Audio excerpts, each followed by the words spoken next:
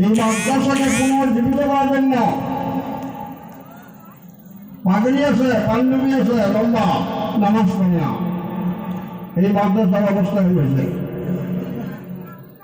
এই মাদ্রাসার অবস্থা হয়েছে।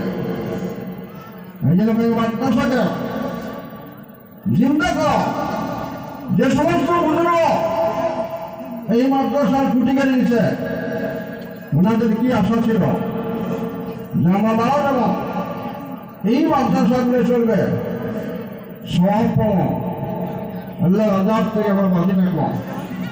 আমরা পাবলিক 1 টাকা 2 টাকা 100 200 করে ধান দেয় কেন দেয়? ফলো করে নাজাতের জন্য, ফলো করে যাতে আল্লাহ জাহান্নামে না যায়।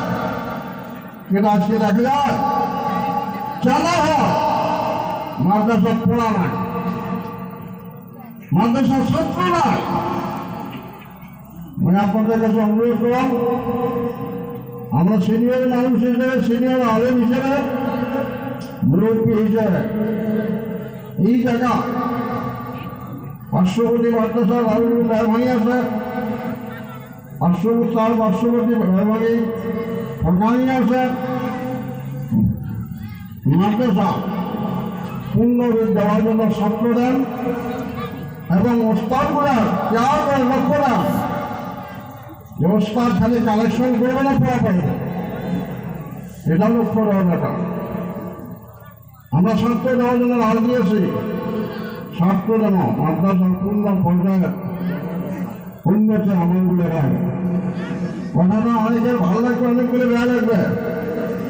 টিচার মিটার আসলে মানুষ ঠিক হয় না, টিচার মিটার আসলে মানুষ ঠিক হয় না।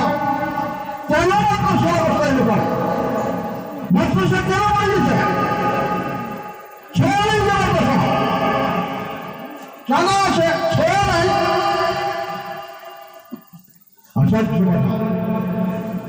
এটা পাবলিকের দোষ, মূল শিক্ষক বলব, মূল কমিটি বলব, বেশ টাকা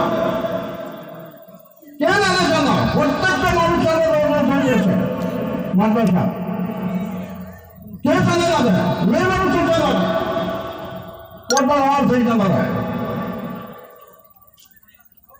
এই জন্য অনুরোধ, এই মাদ্রাসা যাতে পূর্ণ রূপ পায়, মাদ্রাসা যাতে ছাত্র ভর্তি হয়, লেখাপড়া সুন্দর হয়, কমিটি লেভেলে, প্রস্তাব লেভেলে, অন্তত এই গানের প্রত্যেকটা মুরব্বী জোয়ান সকলের কাছে একদম সবিনয় অনুরোধ, মাদ্রাসা দিকে লক্ষ্য দেন, মাদ্রাসা থেকে আপনারা চিন্তা করেন।